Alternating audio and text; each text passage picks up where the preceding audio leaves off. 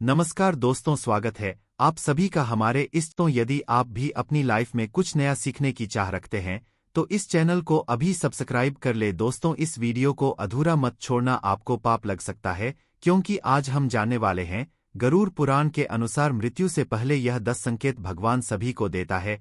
एक भी संकेत मिला तो समझो मृत्यु निश्चित है। और दोस्तों, यह बात जानना हमारे लिए बहुत जरूरी है, इसलिए बोल रहा हूं कि वीडियो पूरा देखना। श्रीमद् भागवत गीता में श्री कृष्ण ने कहा है, नए नए चंदन की शस्त्राणी नैना देती पावन है ना चैनल है। अर्थात भगवान कृष्णा आत्मा की प्रकृति की व्याख्या करते हैं और अर्जुन से कहते हैं, आत्मा को शास्त्रों से नहीं तोड़ा जा सकता, इसे आग से नहीं जलाया जा सकता, इसे पानी से नहीं भगाया जा सकता और इसे हवाओं से सुखाया नहीं जा सकता। अर्थात मनुष्य की आत्मा को कोई भी नहीं मार सकता, किंतु मनुष्य का शरीर अमर नहीं है। जो भी इंसान इस भौतिक संसार में अपने शरीर के साथ जन्म लेता है उसकी मृत्यु और मृत्यु का कारण भी निश्चित हो जाता है। दोस्तों, मृत्यु सत्य है, मृत्यु अटल है, मौत को कोई भी नहीं टाल सकता। धरती पर जन्म लेने वाले प्रत्येक मनुष्य की मौत निश्चित है। अर्थात दोस्तों, हम यह बोल सकते हैं, जिसने जन्म लिया है उसकी मृत्यु निश्चित है और मृत्यु के बाद पुनर्जन्म भी निश्चित है।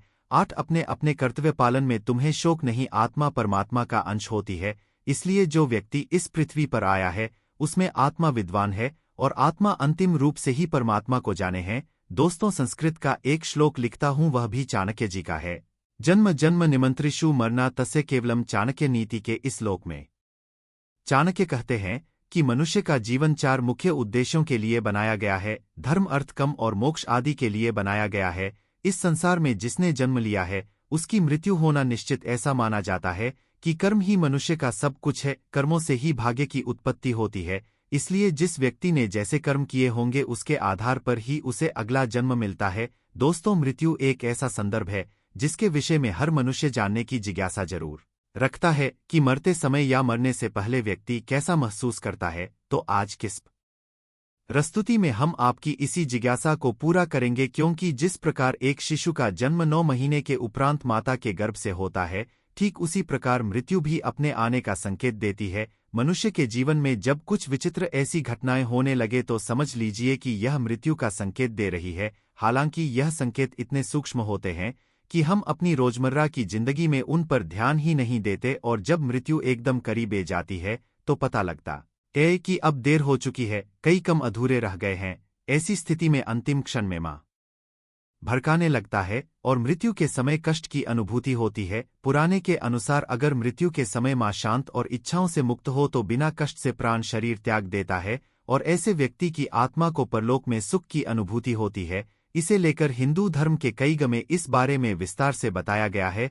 तो मित्रों, आज की इस प्रस्तुति में हम आपको गरुड़ पुराण और शिव पुराण में बताई गई ऐसे ही मृत्यु से पहले आने वाली 10 संकेत के बारे में अवगत कराएंगे। दोस्तों, वीडियो में आगे बढ़ाने से पहले आपसे अनुरोध है कि हमारी प्रस्तुति आपको पसंद आती है तो वीडियो को अभी लाइक कर चैनल को सब्सक्राइब कर ले। अब वीडियो को आगे बढ़ते हैं। दोस्तों, मृत्यु से पहले दिखाई देने वाली सबसे पहला संकेत जिसका वर्णन हमेशा पुराण में मिलता है, भगवान शिव के मुताबिक यदि किसी व्यक्ति का शरीर नीला या पीला पड़ जाए या फिर उसके शरीर पर ढेर सारे लाल निशान दिखाई देने लगे तो यह इस ओर इशारा करता है कि उसे व्यक्ति की मौत नजदीक है। नंबर 2, इसका वर्णन हमें जरूर पुराण में मिलता है। जब किसी इंसान की मृत्यु निकट आती है तो उसकी परछाई उसका साथ छोड़ देती है, उसे तेल या पानी के अंदर अपनी परछाई दिखाई नहीं देती। अगर किसी भी व्यक्ति के साथ ऐसा होता है तो उसे समझ लेना चाहिए कि उसका अंत समय अब निकट है। नंबर 3, यदि किसी व्यक्ति का या कबूतर आकर बैठ जाए तो यह उसे व्यक्ति के महीने भर में कालदेव के जाल में समा जाने का संकेत है। ऐसा संकेत सिर्फ उसी व्यक्ति को प्राप्त होता है जिसकी मृत्यु निकट होती है। नंबर 4, ज्योतिष शास्त्र में मनुष्य शरीर के 7 चक्र बताए गए हैं। पहला चक्र है मूलाधार चक्र जो लिंग से 4 अंगुल ऊपर है। तीसरा मणिपुर चक्र जो नाभि में स्थित है। चौथा अनाहत चक्र जो हृदय में स्थित है। पांचवा विशुद्ध चक्र जो कंठ में स्थित है और 7वां चक्र है 1007 चक्र जो सर की चोटी वाले स्थान पर स्थित है। पुराने में वर्णित है कि मृत्यु की आहट सबसे पहले मस्तिष्क में नहीं बल्कि नाभि में होती है। मृत्यु आने के सबसे पहले पता नाभि चक्र से जाना जा सकता है। यह आना भी चक्र एक दिन में नहीं टूटता है, इसके टूटने की क्रिया लंबे समय तक जारी रहती है और जैसे जैसे चाकृतता जाता है मृत्यु के करीब आने के दूसरे कई लक्षण महसूस होने लगते हैं। मनुष्य को अपने आसपास कुछ सायों के मौजूद होने का एहसास होता रहता है। ऐसे व्यक्तियों को अपने पूर्वज और कई मृत व्यक्ति नजर आते रहते हैं। स्वप्न शास्त्र वर्णित है कि सपने कई बार भविष्य में होने वाली घटनाओं का संकेत देते हैं, जैसे कि उसे अशुभ स्वप्न आने लगते हैं। नंबर 5, अगर किसी मनुष्य को अपने शरीर से अजीब प्रकार का गांड आना महसूस हो जाए और वह लंबे समय से बीमार चल रहा है और यह गंध उसे मनुष्य को स्वयं आता है, तो उसे समझ जाना चाहिए कि अब उसकी मृत्यु निकट आ चुकी है। नंबर 6, करोड़ पुराण उल्लेखित है कि जब बिल्कुल मौत करीब आती है तो व्यक्ति को अपने करीब बैठा इंसान भी नजर नहीं आता है। ऐसे समय में व्यक्ति को यह के दूध नजर आने लगते हैं और व्यक्ति उन्हें देखकर डरता है। इसीलिए जब तक जीवन चक्र चलता रहता है तब तक सांसें सीधी चलती है, लेकिन जब किसी व्यक्ति की मृत्यु करीब आ जाती है तो उसकी सांसें उल्टी चलने लगती है। नंबर 7, श्वास लेने और छोड़ने की गति भी मनुष्य का जीवन तय करती है। प्राणायाम करते रहने से सभी तरह के रोगों से बचा जा सकता है। लघु चल रहा हो तथा उसे किसी भी तरह की शांति नहीं मिल रही हो तो उसका बचाना मुश्किल है। नासिक के स्वर अव्यवस्थित हो जाने का लक्षण अमूमन मृत्यु के 2-3 दिनों पूर्व प्रकट होता है। कहते हैं कि जो व्यक्ति एक दिन और रात निरंतर श्वास ले रहा है, सर्दी जुकाम को छोड़कर, तो यह किसी गंभीर रोग के घर करने की सूचना है। यदि इस पर वह ध्यान नहीं देता है तो 3 वर्ष में उसकी मौत तय है। जिसकी दक्षिण श्वास लगातार 2-3 दिन चलती रहे तो ऐसे व्यक्ति को संसार में 1 वर्ष का मेहमान मानना चाहिए। यदि दोनों नासिक छिद्र 10 दिन तक निरंतर उद्विश्वास के साथ चलते रहे तो मनुष्य 3 दिन तक ही जीवित रहता है।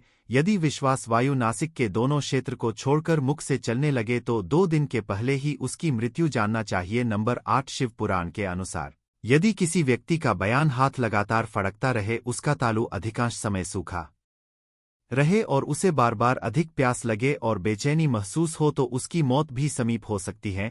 नंबर 9, शिव पुराण में बताया गया है कि मृत्यु के कुछ महीना पहले जिस इंसान को मुंह अजीब, आंखें, कान और नाक पत्थर के जैसी होती महसूस होने लगे तो यह व्यक्ति की जल्द मौत होने का इशारा समझा जाता है।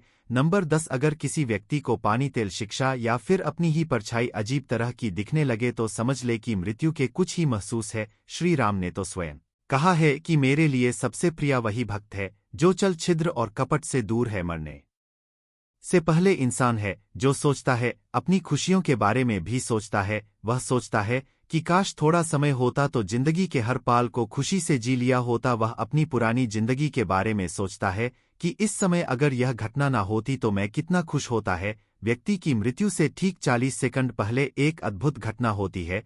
उसे समय व्यक्ति के सामने उसके कई जन्मों की तस्वीरें तेजी से उसके आगे से गुजरती हैं।